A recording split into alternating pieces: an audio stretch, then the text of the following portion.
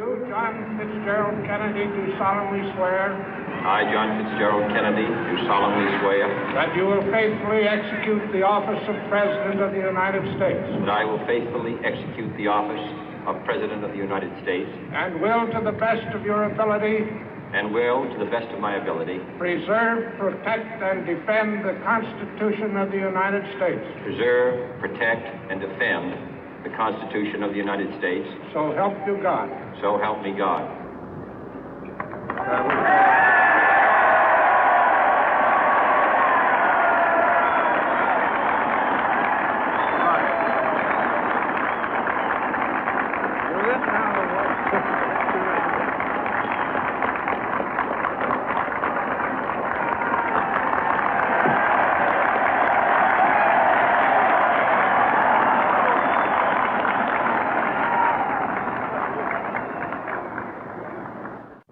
Vice President Johnson, Mr. Speaker, Mr. Chief Justice, President Eisenhower, Vice President Nixon, President Truman, Reverend clergy, fellow citizens.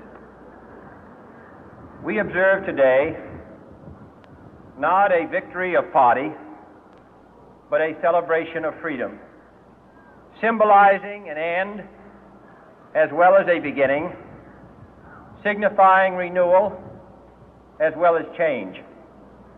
For I have sworn before you and Almighty God the same solemn oath our forebears prescribed nearly a century and 3/4 ago. The world is very different now, for man holds in his mortal hands the power to abolish all forms of human poverty and all forms of human life. And yet the same revolutionary beliefs for which our forebears fought are still at issue around the globe. The belief that the rights of man come not from the generosity of the state, but from the hand of God. We dare not forget today that we are the heirs of that first revolution.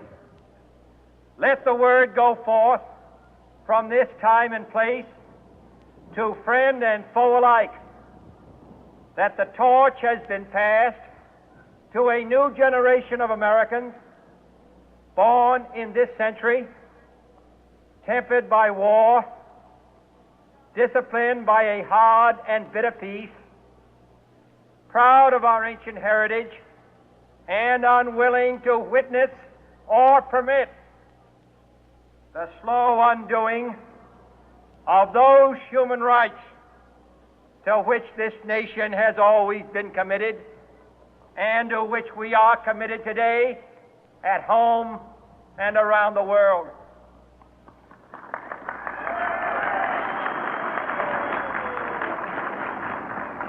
Let every nation know, whether it wishes us well or ill, that we shall pay any price, bear any burden, meet any hardship, support any friend, oppose any foe to assure the survival and the success of liberty.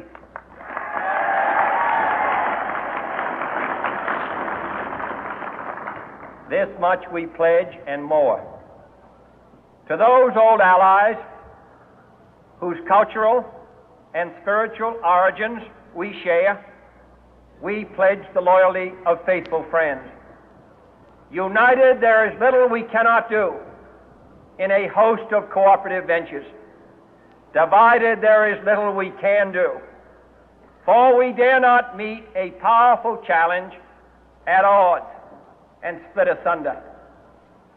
To those new states whom we welcome to the ranks of the free, we pledge our word that one form of colonial control shall not have passed away merely to be replaced by a far more iron tyranny.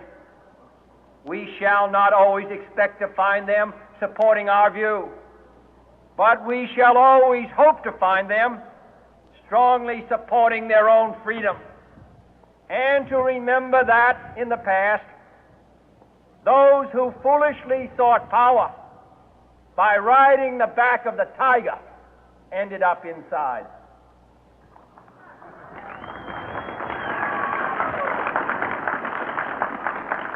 To those people in the huts and villages of half the globe struggling to break the bonds of mass misery, we pledge our best efforts to help them help themselves for whatever period is required, not because the communists may be doing it, not because we seek their votes, but because it is right.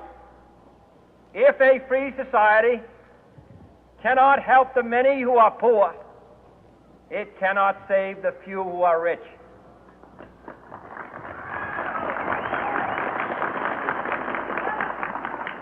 To our sister republics south of our border, we offer a special pledge to convert our good words into good deeds, in a new alliance for progress, to assist free men and free governments in casting off the chains of poverty.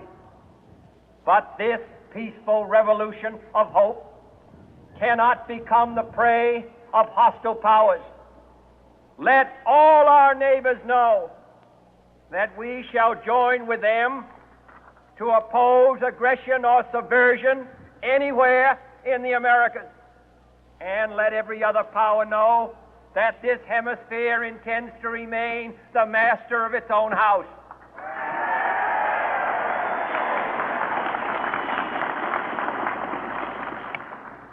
To that world assembly of sovereign states,